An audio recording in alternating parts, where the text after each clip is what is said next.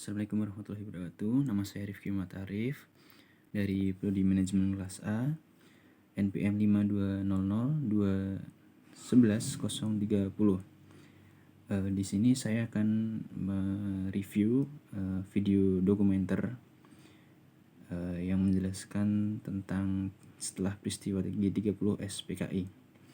Oke, yang pertama ada 4 hal yang menurut saya penting. Yang pertama adalah komunis mengalami kekalahan terbesar di Asia Tenggara, tepatnya di Indonesia, tanpa tentara AS, tanpa dolar, dan tanpa bom atau amunisi dari Amerika. Seperti yang kita ketahui bahwa ideologi komunis sangat ditentang oleh Amerika. Jadi Amerika mungkin adalah negara yang pertama yang merayakan euforia atas kekalahan komunis di Asia Tenggara. Tetapi kemenangan itu sangat rumit dan tidak pasti dalam pertempuran di Asia. Lalu yang kedua adalah keterlibatan Pak Soekarno dalam kudeta komunis. Presiden Soekarno tidak hanya terlibat dalam rencana komunis yang gagal untuk merebut Indonesia, tetapi juga membawa ekonomi Indonesia ke dalam lubang kehancuran. Yang ketiga adalah pembersihan komunis. Para tentara dan mahasiswa menahan tersangka tanpa surat perintah. Tersangka ini dalam artian terduga komunis. Berdasar tanpa surat perintah, tanpa bukti yang akurat, mereka langsung menahan terduga komunis tersebut.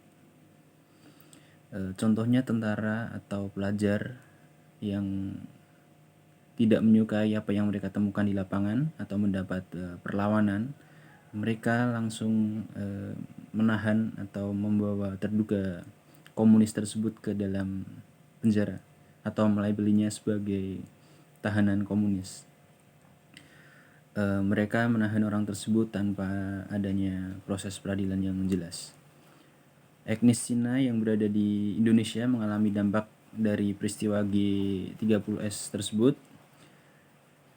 Cina yang loyal maupun yang tidak loyal di mata tentara atau masyarakat yang benci komunis, mereka hanyalah sebuah tinja, kotoran yang harus dibersihkan. Tetapi ada juga kebijakan mengindoktrinisasi para tahanan, termasuk perempuan dan anak, agar kembali ke ideologi Pancasila. Lalu yang terakhir adalah kehancuran ekonomi Indonesia akibat kegagalan pemerintahan Pak Soekarno.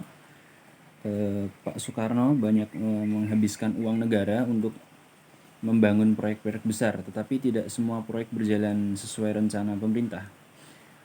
Korupsi kronis, birokrasi, pencurian, penyeludupan, dan manajemen yang tidak efisien adalah latar belakang dari penyebab tidak berjalan mulusnya proyek pemerintah tersebut dan mengakibatkan negara bangkrut dan mempunyai utang mungkin lebih dari $0,5 triliun. Oke, saya di sini akan melanjutkannya dengan perubahan kekuasaan dari Pak Soekarno ke Pak Soeharto. Dilatar belakangi kehancuran pemerintahan Pak Soekarno dengan adanya peristiwa 65 atau G30S PKI. Lalu negara mengalami krisis ekonomi, dan yang terakhir rasa ketidakpercayaan dan ketidakpuasan rakyat kepada pemerintahan Pak Soekarno. Mungkin itu adalah latar belakang dari perpindahan pemerintahan Pak Soekarno ke Pak Soeharto. Lalu yang terakhir adalah nilai yang dapat diambil dalam video tersebut untuk kehidupan masa kini. Yang pertama adalah jangan serakah, jangan lupa kalau sudah mempunyai kekuasaan, jangan angkuh kalau sudah mempunyai kekuasaan lalu dapat berbuat seenaknya saja. Tapi kita harus mengedepankan poin-poin yang bukan hanya kita yang merasakan keenakannya, tetapi juga lingkungan kita juga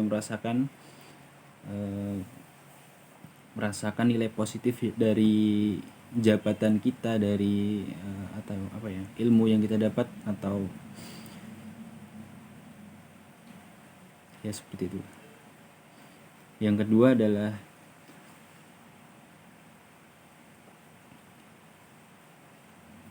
jangan melabeli orang atau kelompok dengan nama-nama yang bisa diartikan apa ya,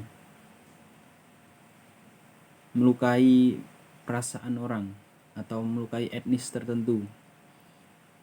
Karena dari ucapan kita tidak tahu apa yang mereka rasakan, apa yang mereka